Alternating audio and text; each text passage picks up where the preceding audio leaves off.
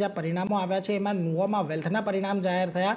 પરિણામ બાદ સ્ટોકમાં આજે એક તેજી સાથેનો કારોબાર છે. તો શું છે પરિણામો, કેવા રહ્યા, એની વિગત સાથે સહયોગી શ્રદ્ધા પરસાણી અમારી સાથે જોડાયા છે. જી શ્રદ્ધા, જણાવો ખાસ કેવા પરિણામ.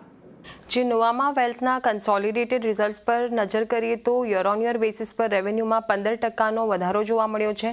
668 કરોડની સામે 770 કરોડ થતા જોવા મળ્યા છે. ઓપરેટિંગ પ્રોફિટમાં પણ 19%ની અપસાઇડ જોવા મળી રહી છે, 221 કરોડની સામે 264 કરોડ.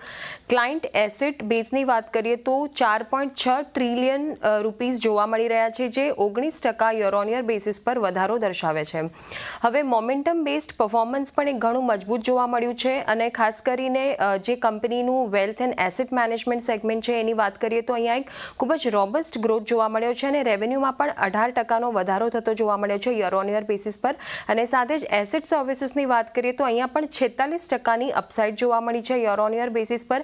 આ જે વધારો છે તે ખાસ કરીને જે એક્ઝિસ્ટિંગ ક્લાયન્ટ્સ છે તેઓનું સ્કેલઅપ અને સાથે જ નવા ક્લાયન્ટ્સ એડિશનના લીધે જોવા મળ્યું છે. તો આ પરિણામ બાદ આજે શેર આપણને લગભગ 2%થી વધુની તેજી બતાવી રહ્યો છે. પરિણામ બાદ એક 2%થી વધુની તેજી. આભાર શ્રદ્ધા, અમારી સાથે જોડાઈને સમગ્ર વિગત આપવા માટે. તો જુઓ, આજે તમને ખાસી